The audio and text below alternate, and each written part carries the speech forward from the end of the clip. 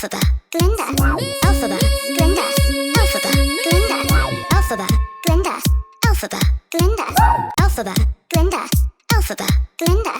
Are you a good witch or a bad witch? Hello, hi, and Happy New Year! Welcome back to the Session of the Witch. We are doing things a little bit differently this episode. I've broken up this wicked deep dive into two parts. Part 1, which you're listening to right now, we are giving a recap while zooming into the music of the musical, going track by track and notes by notes. Part 2, now also on your feed, we talk about the history of the book written by Gregory Macguire and its subsequent musical adaptation with music and lyrics by Stephan Schwartz, book by Winnie Holzman and starring Kristin Chenoweth and Idina Menzel. And of course, then we go on to talk about the most recent film adaptation directed by Jon M and starring Cynthia Erivo and Ariana Grande. This one is for all the music girlies who at some point in their life found themselves awake at 2 a.m. listening to Elphaba riff compilations. Keeping the preamble short this time, we want to get right into it, but first, I have to summon a guest. Look, it's Glinda! You ready? I'm ready. You said that with some determination. You ready? I'm ready. All right. Hi, Sundi. How are you? I'm alright. How are you doing? I'm okay. I'm just squeezing in some inhaler action quickly before we get into the music vocals because I need some lung capacity for this fucking musical. Oh, we need to breathe from the top of the show. Let us be glad. Let us be grateful. Let us rejoice so far. Sorry. She's more of an alto today. She's not out today. It's fine. You know what? The alto lines in this, whenever they dip into the alto for each other, whenever they're singing together, I'm just like, oh, that is actually a really beautiful melody. Stephan Schwartz. Let's give it up to the girl. Let's give it up to the mother. Let's give her her tens because wait, Wicked, Pippin, 8, Baker's Wife, 8. Like, she knows how to write a musical and she knows how to do it well. That is one of our great musical minds here. And how to write a musical with songs that are going to appear in singing lessons, in audition rooms. Like, I think everyone has got a Stephan Schwartz or Stephan Schwartz-esque song in their audition repertoire because they're just great ways of displaying emotion. They complement the voice incredibly well. The pen that man has. I think, let's just reiterate that here. Stephan Schwartz writes this for vocalists. He writes this for singers. I think, like you're saying, there's like such a purity in how the vocals are written. This is written for a soprano. You know what I mean? Like it requires someone who is skilled to tackle these songs. The character Glinda's a soprano because Kristin Chenoweth in the early stages suggested that the character should be a soprano. So all these things were added very much with Kristin Chenoweth's soprano voice in mind, which explains why it floats up and floats up.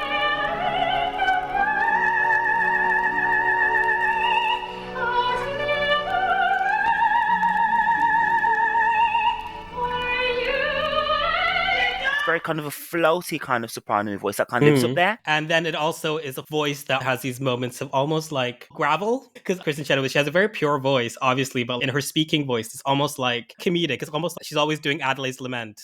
You know what I mean? Wait a second, dismiss there because Kristin Chenoweth Adelaide would be singing. Truly, if she has not done that already, like, girl, do you want another Tony? The thing about Kristin Chenoweth, and this is going to link back to the film, I promise you, when she came onto the scene, there were the comedians and there were like these gorgeous sopranos, and Kristin Chenoweth married these two together so beautifully. So she took frameworks that people understood an actress to be, and then was like, okay, here I am, now I'm both. And you really see that this kind of classical voice purity, that technique, married with this fantastic comedic time. And Ariana does that so well in No Mourns the Wicked, even though it's ordered a bit differently on the album. But at the start of the film, you hear her singing first, and then you hear her say, "It's good to see me," isn't it? And it's that kind of, it's very politician-esque the way she says that. I'm making my constituency laugh here with a joke. The way she says with a bit of a nod and a wink. I'd almost say it's Obama-esque, that kind of charismatic approach to it. But that actually ties up to a point, and I feel about the general musical with the Elphaba Glinda binary. But if we're looking at it thematically, and it's in the story, obviously, but if Elphaba is the radical, then Glinda is the diplomat. And part of the thing that I love about the story is how it forces our attention to look at the diplomat and the equivocating, and also look at the position of the radical who holds the line, and I guess the limits of both of those. That is exactly what you're saying. It's in there in the vocal as well. That soprano, precise restraint, you have to hit it like that every single time. But then these warmth of humor that are in there with the vocal, and it creates this effect of casual casualness, but also very restrained casualness. It's all very acted, it's all very precise. And you mentioned No One Mourns the Wicked, so I think let's just get straight into it. So we'll be going through this album track by track. So every time you hear the sound, that means we have moved on to the next song on the track list. We are starting with No One Mourns the Wicked. And goodness knows the wicked's lives are lonely. Goodness knows the wicked die alone. Sundi, how do you feel about this song? Oh, this song made me cry. It made me cry in the cinema because the build up for it, because what they've done, it's not a separate track. They've brought in an overture into it as well. So you're hearing all these motifs, and in the film they're showing all this imagery that kind of really confirms this is to do with us. And then it kind of pans round to the Munchkin kids running through those fields of poppies, happy as anything. And then you hear this kind of rush of excitement. It does a good job of getting you really excited and hyped up about it. And then it's the ensemble sound, fantastic. So slick, really, really well balanced. Off air, we were talking a little bit about this presentational aspect of Glinda. And this is one of those moments in the musical that does it so beautifully. And we don't really realize this only in retrospect, but she's doing the thing that she does throughout the film, double speak, right? Everything she's saying has two meanings. There's a thin facade. But as we get to know her going into the movie in Shiz as a younger person, the double speak, it veils an insult. It veils her vanity. But here, it is veiling something very, very different, and it is her mourning.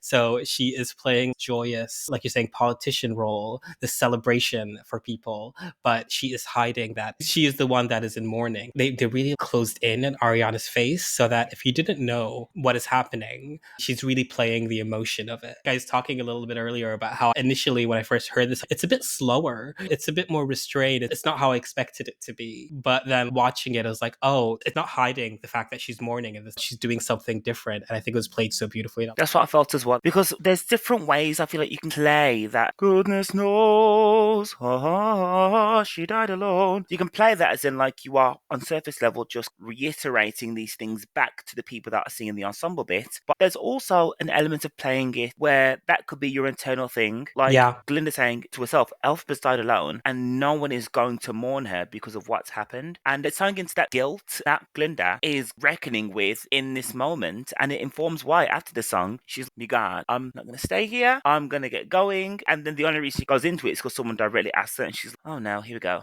She's been forced into that memory. Just hit on that die alone moment. I love that vocal. That's one of my favorite parts of the song, and Ariana really did it. Died alone, the little option up to the B in it, that was cute. Cute. And again, there was another Glinda that had done it beforehand. I can't remember her name for the life of me, but it's just a new option for her. But it does a good job of bringing you back to Glinda's mindset. You hear her breaking, it sounds different than like the chorus, which is like joyous, but like they muted it a little bit. You hear the gut wrenching, it's coming. She's belting. Oh yeah, that's more of a mixy kind of placement. Yeah, definitely, yeah. And I was like, oh, it's so Elphaba of you, Glinda. Because back phrase is a very poppy thing to do as well. And Glinda doesn't really pull from that kind of soundscape throughout the show. Yeah, Papiano pops out just a little bit. What they need. That little bit, the fake time was calling her, like the Hobgoblin's mask. Stephan Schwartz must have been like, okay, that's one. You got one. That's one. You got one. And that's the other thing, is maybe this is a good point to talk about it. Options, optional notes, alternative notes for non-musical theater wonks like us. One thing you should know, the thing about musicals is that they're sung a very specific way. Isn't that right, son? It's traditionally understood that you sing dots. You sing what the composer has written. But depending on the composer, depending on collaborators, and how collaborative they're willing to be, an actor might say, ooh, could I sing this phrase like this? Could I try this with this phrase? And they might be like, oh yeah, sure, totally do it. Or they might be like, no. Sometimes adrenaline might take over and you do something and get told off afterwards. That happened with Eden Espinosa, where she did a different option for Elphaba during Wisdom Night. And then the music director was like, Diva, if you're going to do that, you can't just do that without checking it.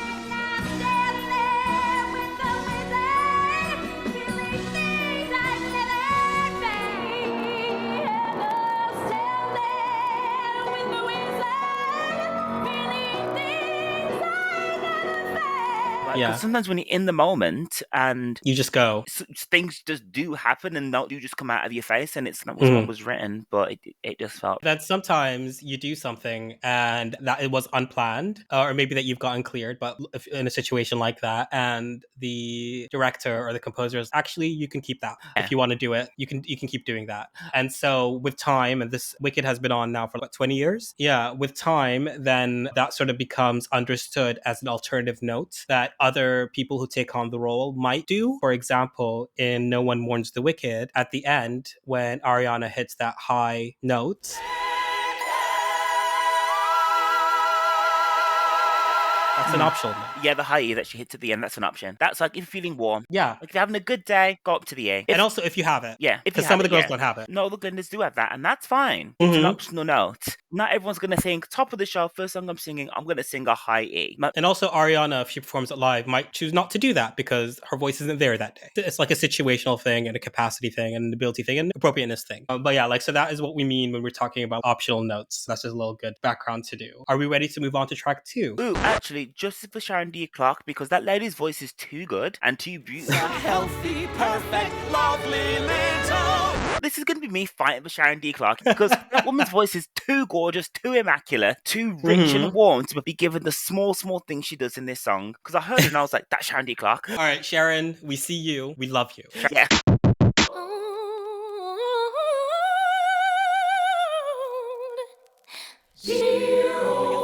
A lot to talk about here. So from the first song, Glinda has a flashback, and this is how the flashback is cued. The film does a really good job of using that moment to establish that Glinda really wants to make herself look good and look special. Yeah. Because again, she takes the out the second, you hear a point, you hear that ding, then it pans up to her, and then she adds that vocal line, and it's very much, yes, it's me, yes, it's me, I sung that, yeah. It sounds nice, but also it sounds comical. Sounds a bit disjointed, just to show you how much she's trying hard. There's not really much to say about this, just to maybe take a point to talk about the choir, the vocals on that choir. The people who are doing these background vocals are here. They are working, and I hope they got paid handsomely. Beautiful, the work that they're doing. Love a harmony. The film made that zzz thing at the end of Dear Old Chiz, not just the way that, oh, it's Aussie and it sounds different. It was like, oh, those people sat on that continent because they just saw Elphaba, and that film really justified that, which I really quite liked. That was a really good addition. All right, so tell us what happens between this. So in between these songs, there's quite a bit of time. They've arrived at Shiz. Elphaba's turned up. She's with her sister Nessa Rose. Elphaba's got no intention to join the school. She's basically told to be there to help her sister get settled in. Her sister is a wheelchair user, and so her dad is very much like, Elphaba, look after her. Then as Elphaba arrives and has this interaction with Glinda, where Glinda says, I'm going to study sorcery. I'm going to fix that problem, that greenness. Elphaba's kind of not having it. And she calls her tragically beautiful. There's all that kind of tension between Elphaba and Glinda. It's a really good character establishing moment as well. That gives you good insight about Elphaba, because she's that kind of person who will correct your grammar. Elphaba's annoying. She's a Capricorn. Ultimately, this is what you need to know about her. She's not helping the situation anymore, but also she's been through a lot, and that's in the mix. There is an incident. One of the teachers tries to take Nessa Rose. Elphaba knows Nessa hates that and wants to stop her and protect her sister. She has an emotional reaction. Things start levitating. Everybody's in a panic. And Madame Morrible, who is the headmistress, claims credit to quote-unquote save Elphaba, and she makes an offer. Would it be alright by you if I degreenify you? Elphaba's I Want song, and a song that was not there in the initial inception of Wicked before. It was a song called Making Good, which is structurally a little bit different. Dynamically, it's quite different, but with Then Stephan Schwartz wanted to hold off the belting until the end of the song. Yes, this is one of those moments. We were talking about how some of these vocals were being tailored specifically for the original performers. This is an instant where this was written for Idina's belting voice, and Idina's known for her belts, her big ol' vocal range, and he knew, Stephan Schwartz at the time, that people would expect that from her, and so part of the refrain of the song is this teasing the audience with it. It starts and goes, it comes and goes, it comes and goes, until at the end where there's a belt. Yes, for want of a better word, it edges you a little bit. This is a song for the Gooners. It's a song for the Gooners. The Gooners and I. But it's very much Stephan Schwartz, like really building that anticipation for what's going to happen at the end. It's also, I think, one of the most tragic I Want want songs, because as an audience, we know the wizard can't do anything. If we're familiar with Wizard of Oz, we know he's got no power. And throughout it, there's all that foreshadowing of there's going to be a celebration, also all to do with me. It's, yeah, Diva, there is. That bit specifically, you were mentioning earlier, that original song, So Something Good, Stephan Schwartz felt like it just didn't fit, and it specifically didn't fit here, and then he tried to insert it in other places in the motif. Initially, he tried to move the song somewhere else, but that didn't work. So what he ended up doing was breaking it apart, and it turned into that Making Good motif that Sundi just mentioned, which is the part where Elphaba goes, my future is unlimited. Actually, that's one of my favorite motifs in this whole play. The way every time that comes in, the music almost stops, and it's just like that twinkling bit, and it's often associated and used with moments of magic, and it was surrounded by a moment of irony. I think it's brilliant. It's very long. It's not an easy song to do in terms of stamina, but it's such a long song, but it's also so good. In the film, obviously Cynthia Erivo, she just gets how to do an I Want song. She does those so beautifully, so well. She sells that kind of excitement really well. And in the film, it's pretty much not a recreation of what happens on stage, but it's very faithful to it. There aren't any major changes. There's an extra bar that's added towards the end, which I love what they did in the film, where she jumps out of excitement, but hangs in the air a little bit longer than people should do, and then falls down, because we know that her powers at this point, they're all centered around some kind of levitation. Her getting so excited, her powers start activating, so she levitates a little bit in that little bar of music, run through the fields of wheat. Gorgeous moment there. But again, she sings the mess out of it. She does small and mindful riffs, but that only add to the excitement. And she's always surrounded by nature majority of the song, and surrounded by animals. She starts doing the song by that little bit of water, the little frogs in there. She's holding a little kind of grasshopper in her hand.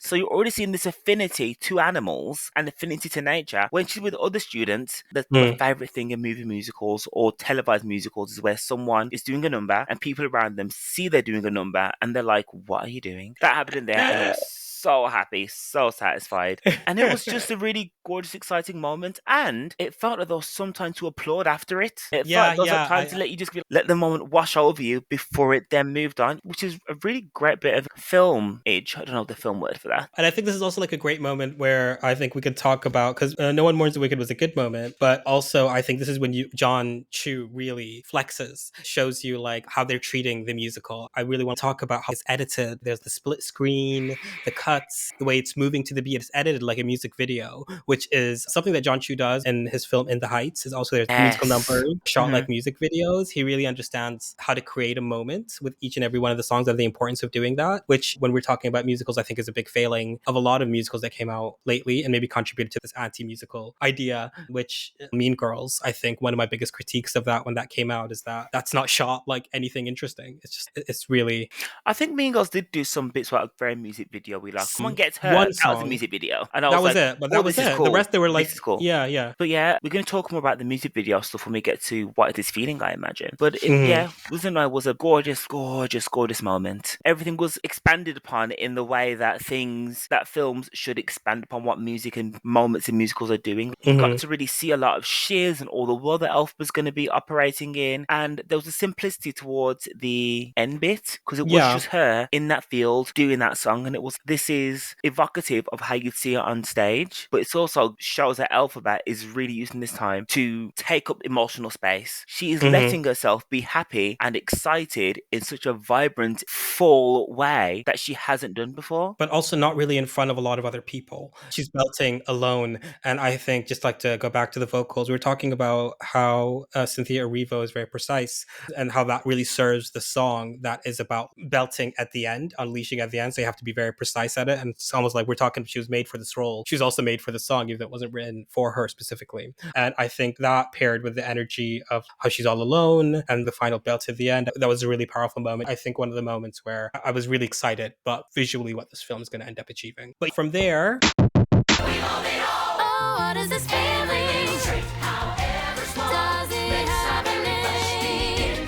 So, before the events of Wisdom, I should have said this. Glinda accidentally volunteers to let Elphaba stay there. And what is this feeling is following Elphaba moving in. She sees that Glinda hasn't left her a lot of space, made Elphaba feel like she was encroaching on her own space. There's that uncomfortableness there with the situation that Elphaba didn't plan to happen. Tension. Yeah, the that tension between them. really building up there. And with what is this feeling, it starts off with them kind of both contacting home, writing letters to tell them what's gone on, to update them. Dearest Mumsy and Popsicle. Daddy. Wait, are you Elphaba or are you... I thought you were going to just continue on. You took it down a route I did not want to go, my goodness. Hey, Daddy. I know you are a man of honor. No, but Elphaba's informing her dad that she's enrolled at the school, but she can't stay with Nessa. And Glinda's girl, guess what's happened to me? And then that goes into what is this feeling, which starts off with that kind of split screen music video. They're both laying there in bed. I'd argue that the video covers 2 days worth of schooling at Shiz in terms of the amount of different classes you see them in. I just assumed it was like a month or so. This is basically like the early days of Shiz. It's Freshers Week. It's their Freshers Week. Yeah, it's basically like you're getting how rough everybody's treating her. I gotta say, I always forget I like this song. Same. I forgot how fun it is. And what I liked in the film was that it was so much more percussive, because there was still that stomp with the dancers when they were doing that, and it was, this is sick. And getting Boom and Yang boom cacking like that, I was like, dance, funny man. You better move, Fan. Move, Fan. Yes, feeling, yes. Lorian Gibson in the corner. No, Bo and Yang, he did such a great job. Also, the biggest laugh line in my theater was, I don't see color. So, and I know that was the Bo and Yang ad-lib. And you know what? I'm so happy for Bo. I'm so happy. Perfect. Excellent. Exactly what the movie needed. It 10 out of 10. was No notes. No notes. But yeah, what does this feel like? There's an element of it that's very take me or leave me. Okay, say more.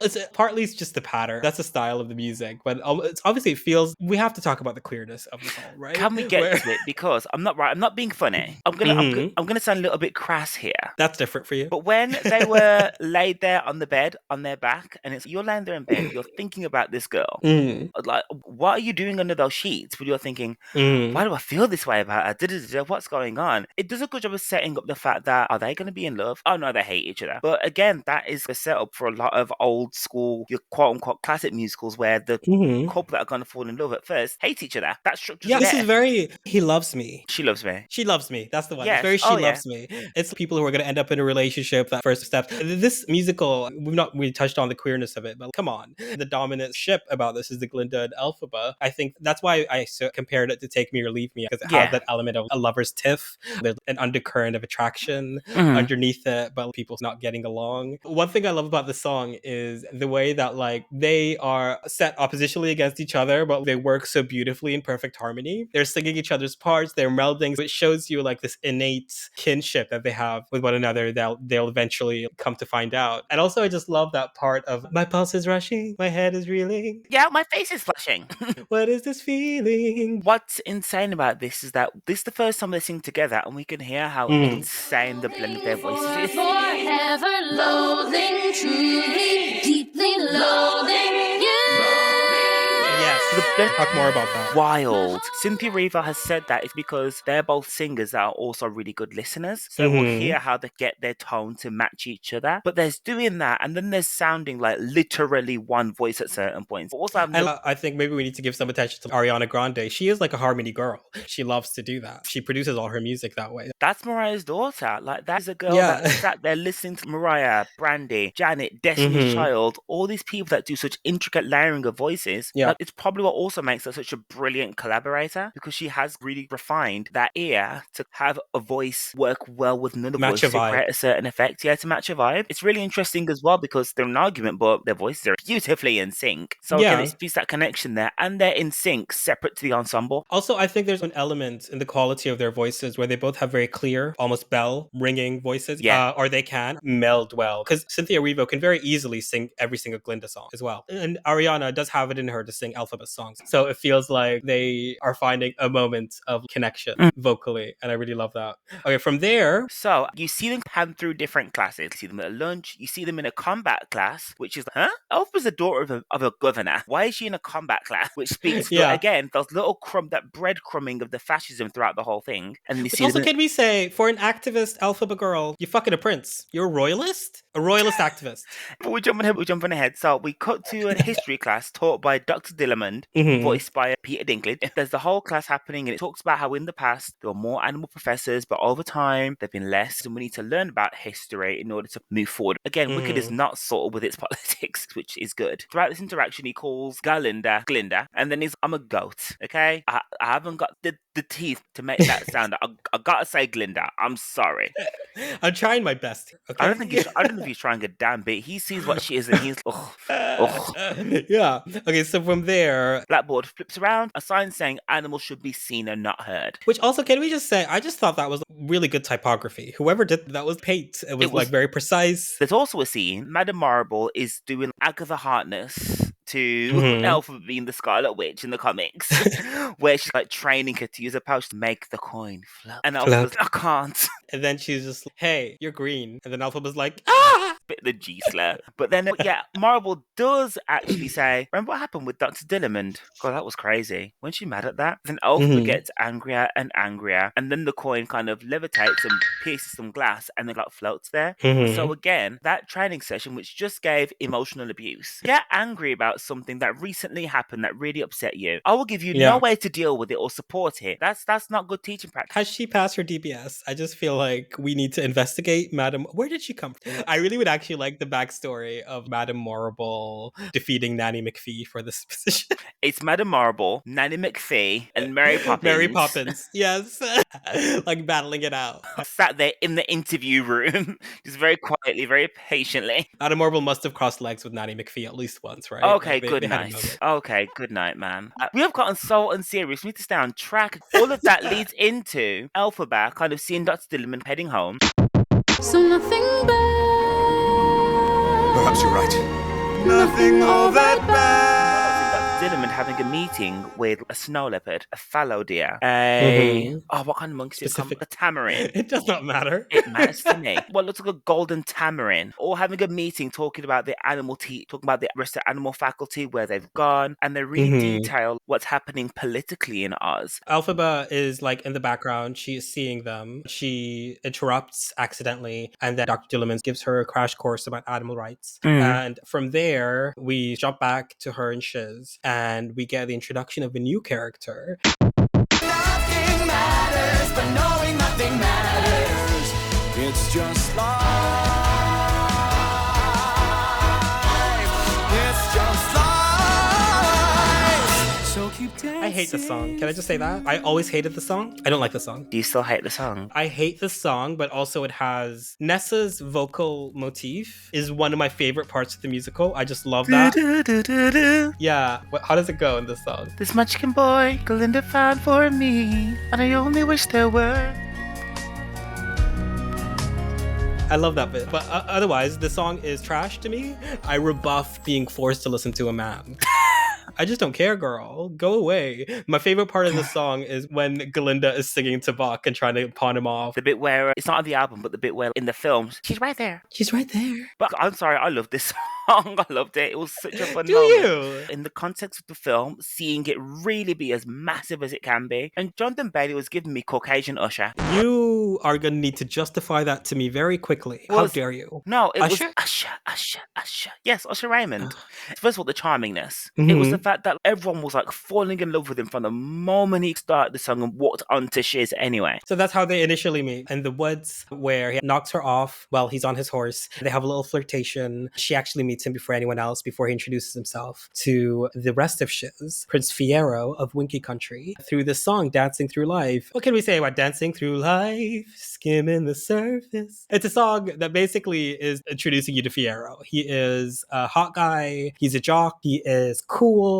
He is pretty. What can we say about Fiyero? I feel like Dancing Through Life, it's not an individual song, it's a scene. It is a scene, you're right, yeah. And for a song I don't like, I didn't hate it in the movie. This is also something they do throughout the musical where the songs are broken up. That's also an aspect of it that I love, where it feels like you're watching an actual stage musical where there's talking. They added a lot to it. The revolving library. That was really cool. This is also, I think, one of their big dance numbers. It was really nice to see the cast move around together. But yeah, to me, the takeaway from the song is always the Nessa Rose and Elphaba bit, just because I really love that melody. Yeah, I do agree that like it was great to see all the cast kind of dancing. It wasn't that old musical theatre trope of the leads only do a little bit of dancing and the ensemble do all the heavy lifting. Like, no, everybody was in is boom cacking for their lives down. Yeah. And again, I'm gonna justify this Usher comment because he was singing this kind of like carefree kind of way, dancing incredibly well, doing a front flip. What is this the kind of behavior I'd expect from Usher if it was Usher's sphere, I would give this. And I will say, I didn't know Jonathan Bailey as a singer. I think that he held his own. I was listening to the soundtrack yesterday and I was like, yeah, he sounds really nice. And it doesn't How sound did you like make it was... that sound shady? He sounded really nice. He did. I don't think it was cleaned up at all. I'm heaping praise. And you know what? I think it's worth noting that this is a gay actor portraying Fiyero. Yes. Obviously, it's musical theater. There was like an interesting critique emerging online about how within the story, it almost adds an interesting layer to have a queer, because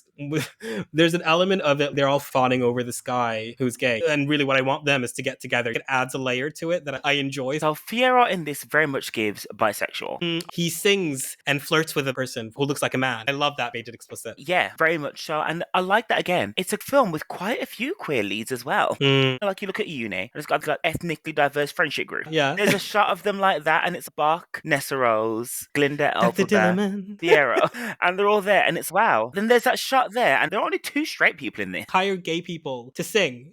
We do it better than most. Hire them to dance. Ariana Grande was holding it down for the straights on the lead cast of this. You said I was being shaded toward Jonathan Bailey, and we've talked about this before, about the queer reaction towards a queer celebrity, specifically a queer person getting a lot of shine, and how a lot of our reaction is almost to look at it as competition. But I really want to take a moment to say this is really fucking great for Jonathan Bailey. Great, and it's really, really cool, and it's really impressive. Would have been unthinkable years ago. Let's give her some flowers, because he is very, very talented. He's a very talented I want to give him more man. than flowers. Carry on. Oh, I know I thought you were a woman of man God. of honor. So sorry to bother you. And what's great about John Bailey in this role as well is that it's not even like he's openly gay and isn't known for doing gay stuff. He was at Brighton Pride watching Christina with me. He was with you. He was in the room. He was at Brighton Pride. There's been footage from Mighty Hoopla. There's a picture of him literally carrying Kylie Minogue. There's no element of leaning into a heterosexual persona in the this is public an openly eye. gay man. Oh yeah, his fellow travelers. Yeah, he's been doing some really amazing things. And Amazing I hope, gay things. And now here he is playing like a male romantic lead, yeah? And also filming them all at the same time as well. Like going on to doing Dancing Through Life. It's really exciting to see for queer actors. You can not just be gay, but be like super gay. Yes. And still be a viable romantic lead. It's an exciting time. Dancing Through Life wraps up with the last chord. It's very exciting, very full on, very vibrant. And then you see Elphaba and Glinda run off out of the Osdust ballroom, and then they head back to their rooms. Neither of them can sleep. They're too excited. They've obviously been chatting or whatever. Glinda's, we're friends now. Friends share secret. I'll tell you one of my secrets. And by the way, all of this is done with Ariana hitting every single comedy beat in the world, like physical acting, line delivery. It's all incredible stuff. Perfect. She says that she and Fiyero are going to get married, and Elphaba reveals that she keeps a green bottle under her bed because that was her mother's. It's the last thing she has of her. She also reveals that her dad hates her, and that Elphaba blames herself for Nessa Rose's disability because her mother chewed white milk flowers, which induced labour too soon. And Glinda, it's the first time you see her really vocally affirm Elphaba. She says, that was the milk flowers, not you. That wasn't your fault. And then she sees a spark in Elphaba and she's, I'm going to make you my new project. Yeah. We also just skipped one part, which is between Dancing Through Life and Popular, there was an interaction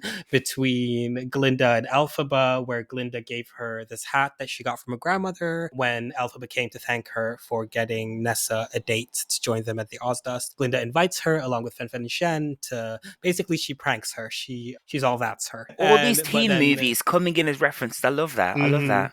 And then Elphaba comes in to the Ozdust. Everybody laughs at her. Glinda starts laughing, but then she sees Elphaba's pain and she goes to support her. They do this little dance. It's a beautiful scene. And then they run gone back to their accommodation. During the Osdus ball, Glinda feels bad for Elphaba because she finds out that Elphaba has managed to get her sorcery classes. Yes, so let's not forget there's a transaction. Just so we're aware. Just so we know what Glinda's Yes, really... and because as a thank you for getting Nest of the Day, she got Glinda sorcery classes. And that is a moment where she won Glinda over unintentionally by making her realize how cruelly she's been treating her. Well, with Elphaba doing something genuinely altruistic, she had nothing to benefit from doing that. She wanted to do that mainly to help Nessarose, not to help Glinda. Mm-hmm. But she was like, Nessarose wants to thank Glinda. I will do this for Nessarose. Yes. And with an assist from me to be who you'll be instead of dreaming who you were. Well, there's nothing that can stop you from becoming popular. Lar.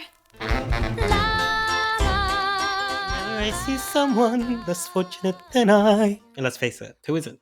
Popular. If Ariana leaves this film with an Oscar, it is because of this moment. It was really good. It was guys. A tour de force. This is another thing that we were talking about is how they split it up, right? There's a lot of comedic moments for Ariana in between. What was your absolute favorite comedic moments in this whole performance that she did? What I really liked was the ball gown bit where she tries, because the way that was cut as well, we saw the attempt she made multiple times and she calls it a throat. Mm-hmm. So the frock and the coat, leave the throat, it's pretty. And there's a point, which I think is a nod to Kristin Chenoweth, where she twirls it like a baton and then she throws it up into the air and then she grabs nothing and then still moves her wrist like she's twirling it. Yeah. And this is physical comedy. This is Lucille Ball. She has been preparing for this her whole life. Yeah. She did it. My favorite part, I think, in this whole thing was when she was like swimming around Elphaba. Yeah. I thought that was really, really good. That is like for the Oscar clip. I know it is. What got me as well was how much it seemed like this is where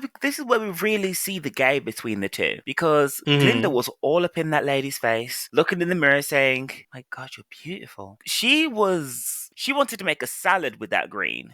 She's into it. And then the two key changes at the end as well, which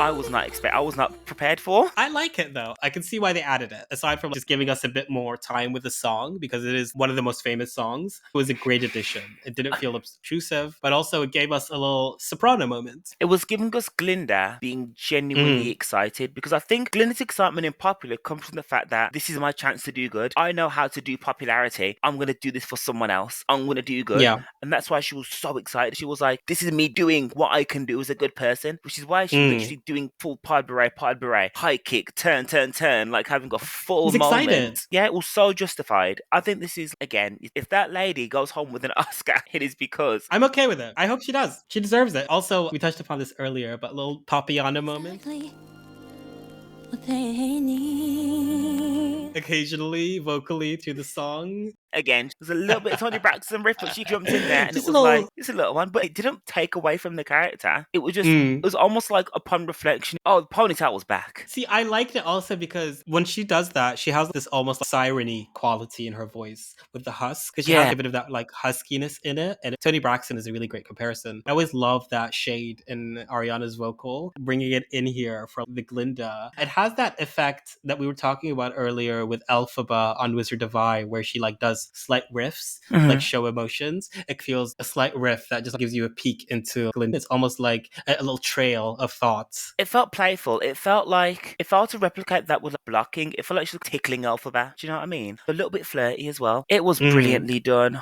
And also, we talked about like how she does the double speak in her actual role in the book, but this is also a great example of that musically in the song. She's insulting her a lot.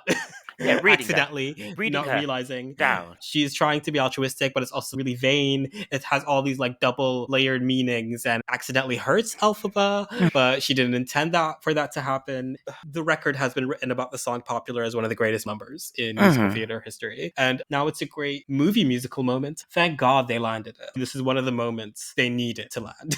It's such a cornerstone moment for Glinda. After Popular, we get like insights into the developing relationship relationship between Elphaba and Glinda as they study sorcery together. They get closer. As that's happening, Elphaba and Fiyero are also getting closer. We go to a history class. Is that where they get rid of Dr. Dillamond? Yes, Dr. Dillamond gets chopped. Madame Morrible pops in, says, sachet away, and Dr. Dillamond goes on his merry way. Madame Carter holding up a sign saying 0.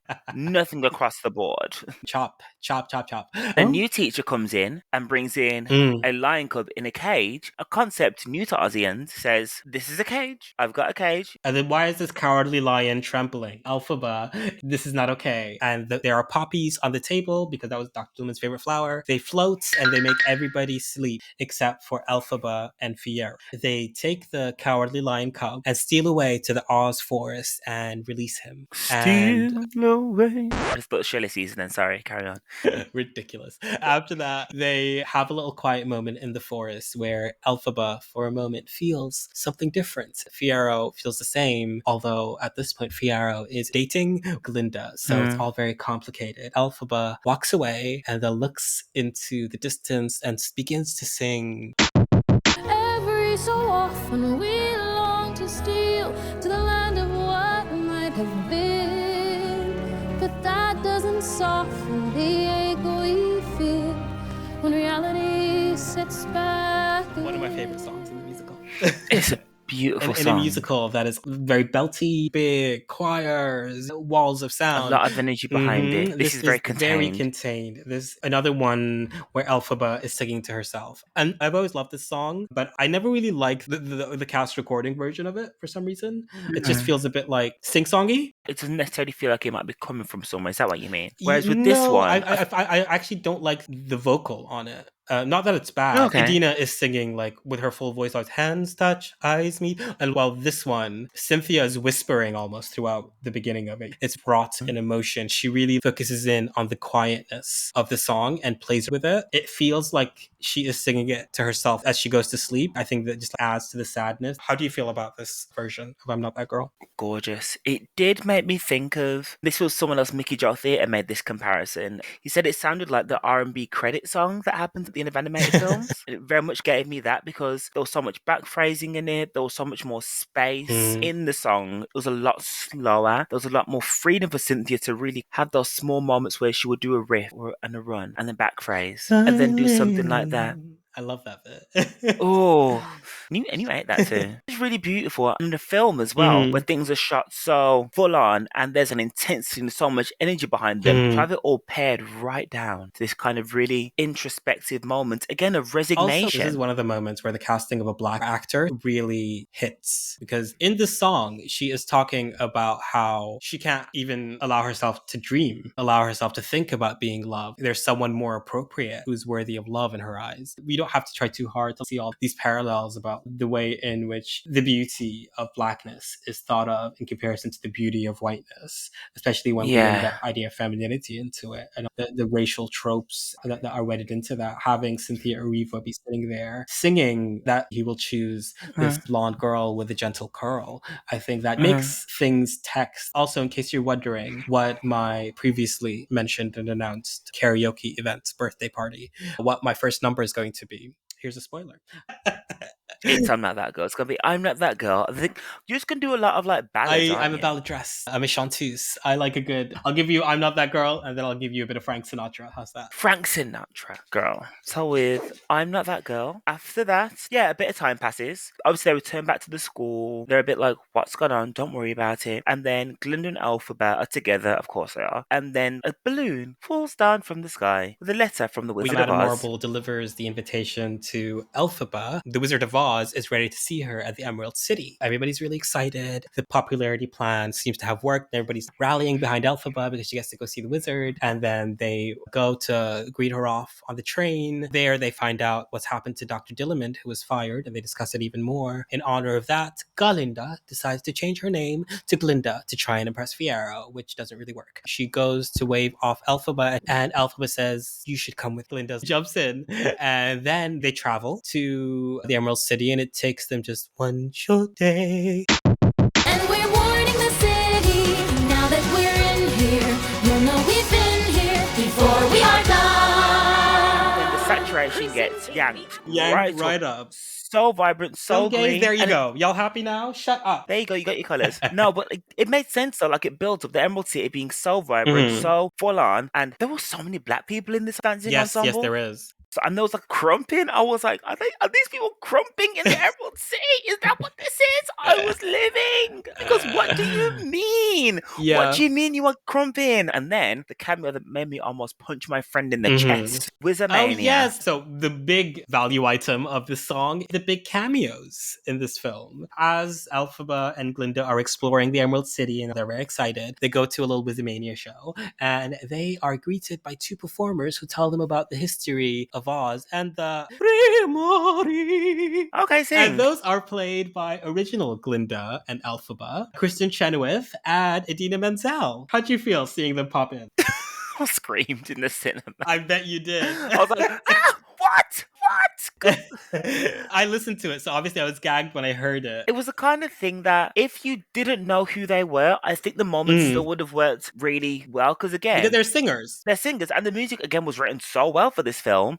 On top of the stuff for the stage, and it was seamless. It didn't feel shoehorned in. It felt like this context of how the Wizard of Oz came to be a figure in Oz. According to the mythology, we're looking at propaganda. We're looking at a government that tells me what to think and believe. How do we know if this is true? Yeah, that's all propaganda, giving you an insight of this is the hub of the propaganda machine. This is where the wizard is. It really gives you an insight of the actual culture of there. None of the animals in there are talking. None of the animals in the Emerald City talk, which isn't something we notice until we meet Chistery later on. Yeah. But I think what this did really well for me personally, as a fan of Wicked and as a lover of musical theatre, it paid homage to who created, because it was Idina and Kristin. Their work in the workshops helped really shape things for these roles. And then there was Stephan Schwartz at the very end saying, the wizard will see you now. And it was like, work. Yeah, and then it was like a celebration of the roots. And Winnie Holzman as well was the one that said, oh, he must be the wizard. And she was the book writer for Wicked. So it's like they were all together in this moment being like, we have created this space and we can pass it on to you. You saw those moments where Idina was stood next to Cynthia and Kristin with Ariana. Yep, that's great.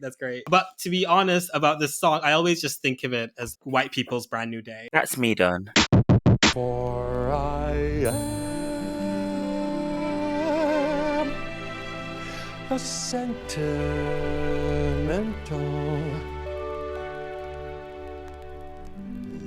But basically, from there, Elphaba is taken in to meet the wizard. She brings Glinda along, and the wizard tries to impress her. Jeff Goldblum does a little dance, has a little song, and tells her that everybody deserves a chance to fly. How do you feel about A Sentimental Man? The film did a good job in expanding on what the wizard actually is doing and trying to manipulate them. I like that we got to see his vision of how he wants to change Oz. I've seen people say that this version of the wizard evokes more of an idea of Walt Disney, whereas previously they did try to evoke more of like a George Bush or a Bill Clinton. Yeah. Both ideas work really well for the text. I like the Disney-fied version of the wizard. I think that works really well. But I think Jeff Goldblum brings a level of smarm that I think really works for him. Yeah, he's charming, but also it feels dirty in a way. So it's perfectly cast for this role. This actual song, like you said, I think they did visually, it looked nice. I love the whole Sasha Velour-esque backlit moment. I thought that was cute. But the wall presentation. Yes, I like the whole bit about choosing the color of the road. That was all really cute. But all of this is just like us placeholding. Miss Marvel walks in. She brings out a book, The Grimm, and she says, Elphaba, can you read this? And the book opens for Elphaba, and she reads it, and she gets Chisery, which is the wizard's assistant. He gets wings, and then we realize that all the other monkeys start sprouting wings. Elphaba discovers that the wizard doesn't have any magic powers, that he's just trying to use her. He doesn't actually care about helping the animals. He is the one that's hurting them. And she is disgusted and outraged, and she runs. Everybody starts chasing her. And Glinda's with her. She follows her. She locks the doors of the tower that they're in. She grabs the broom, and she has the grimoire with her, and she tries to use that to turn that into a flying broom. That cues us off to the final song, the probably biggest number of the whole musical. You know it. You love it. You hold space for it if you're in queer media. Something has changed within me. Something is not the same. Too long I've been afraid of losing love. I guess I've lost. Well, if that's love, it comes at much too high a cost. I'd sooner feel about this performance of Defying Gravity? I feel like this is a song that Cynthia Erivo at some point was supposed to sing, because both her and Ariana do such a. It's difficult to keep saying it did such a good job, because it was a stunning job. What I particularly liked was it was extended. There is less of the adrenaline you would feel coming along if it was the whole song as normally written from top to bottom. However, it was an action scene, running through the palace, getting chased by the flying monkeys, having to stop to fight people off, and towards the end, when she jumps and then she falls, I didn't breathe the whole time she was falling. I just sat there, bated breath, and then she swooped up and then it went to the "So if you're gonna find me" again. That motif come back again. Ariana and Cynthia singing together, the two voices Beautiful. blend insanely well. And this is a song that, like, obviously it's Elphaba's big solo number, but at least I forget how important Glinda is in this scene. Adding that emotional weight, I want to stay with that point that you were mentioning about how they broke it up in the movie after every verse. I've heard different reactions. I've heard people that said that they were annoyed by it. They just wanted the song. For me, I loved it. They let it sing. They let those moments between the verses where they were just acting. Like that moment in it where Glinda makes the decision that she's not going to join Elphaba. She goes to get the cloak. Now that you're choosing this, you too. I hope it brings you bliss. I really hope you get it and you don't live to regret it. I hope you're happy in the end. And they're both crying and she needs to turn away from her because they don't want to see each other cry. To me, that was the moment I held my breath. Yeah. It really got me. One thing I love about this song is there's like a repetition in it, right? I hope you're happy. I hope you're happy now. That comes in 3 times. And each time it's sung differently because it means something differently. Yeah. The way that they broke it up really helped emphasize that and played into the power of that repetition. And just to go back to what you were saying about the blend of their voices, they sounded so beautiful singing that, especially in the part where they're actually wishing each other a blessing. Maybe another moment for us to maybe hit on the fact they are singing live and Cynthia Erivo is doing all of her stunts. So she's singing live while she's being flipped backwards on wires, holding onto that goddamn broom. The ending, the final shot, the way that they mimicked the live stage production with the crane. Yes. And they had that with the cloak that Glinda gave her. I think editing that, they said, we just don't know how to go past this. So it has to be an Act 2 break. I can see this is the moment. This is what you want to leave people thinking. What I found really interesting, thinking of it from the fantasy angle, when there was that shot, that bit of a tip of the hat to the stage show, it was ambiguous that was Elphaba flying because of the broomstick or was she just making herself fly? Because I think that this version of the "It's Me," there's a different intention behind it. It's not her saying, I'm the one that you want. Her saying "It's me" is her saying, I'm the one that is displaying the magic in me doing this. I'm the reason that I'm flying. It's me. It's like a claiming power. It's the battle cry. Yeah, it's that same little girl that made those things levitate. That girl is me. I'm the one that has the power. It's not because I've read it from the Grimoire. It's because it's me. I'm the one doing this. It's not Morrible pretending to it. It's me. Y'all thought it was somewhere else. It's got such a different intention behind it because of how it was moved. And the whole idea of power as well, because by the end, we're left with all these different characters that are powerful in a different way, having to respond to what's moving forward. Elphaba's powerful because of her magic. That is what gives her power. That is her way that she has established herself. Glinda's powerful because of her ability to navigate the social space. She's the diplomat, like we were saying. The status is her power. She knows how to operate. She knows how to make people like her. Like in Popular, when she says pink goes good with green, yeah, pink is a good context for the colour green because it evokes spring and a lot of very joyful things. There's a lot of ways you can interpret green, not all positive. Whereas with pink, that little bit of context gives you that better connotation, and her power is knowing how to contextualise things that aren't grey. So that is where her power is. Madame Morrible's power, we see that she can control the weather. There's power there. There's her status as well, and her connection to the wizard, who has been a similar kind of gameplay to Glinda, in that he's got no real power, but he knew how to spin a story to make himself powerful. All these different kinds of power, all converging in this one point, and it works well as a kind of a tied up story anyway, as a how did the Wicked Witch of the West come to be. There's also so many things hanging in the air. Like we see the students from Shiz fleeing Shiz and going home because of the threat of the Wicked Witch, who they realise through the announcement is their classmate. We were in the club. What do you mean she's evil? We see Nessa Rose by the radio hearing this about her sister while her dad is dying of a heart attack in the corner. It builds up that tension. It's like, what's going to happen now? And I've got a year to wait. No, it's annoying. I'm annoyed to having to wait for the rest of this, but also I'm excited that I will be experiencing this moment again next time this year. I'm glad to have that next year to look forward to. I know future me is going to be happy for them and to have the opportunity to actually love it again later. What do you think, Sundi? Do we recommend this to people? Should people go watch it? If you like musicals, if you like fantasy films, If you like singing. if you like singing, good singing. Yeah. Because some people like singing, it's not always good singing, but if you like good singing, what? If you like singers, if you like people who sing. If you very rarely listen to people that cannot sing, if you mainly listen to people that can sing and do sing, then yes, I'd recommend it. Yeah, I generally recommend it. There's a lot of there. We talked a bit about the politics and the origins of it, and we're limiting ourselves because we're trying to be as spoiler-free as possible for first-time watchers, and also maybe to give us something to talk about next year around this time. There's a lot in there for you to noodle about. So yeah, engage. If you're hesitant about engaging and not sure if it's actually your thing, there's some interesting stuff here that is worth engaging with. And also just some great music to add to your Spotify year shuffle. You need to boost some numbers for Ariana because nobody listened to that album of hers. No shade. No, I liked Eternal Sunshine. I thought it was cute. You listened to the album fully maybe twice? I liked... Tell me I'm wrong.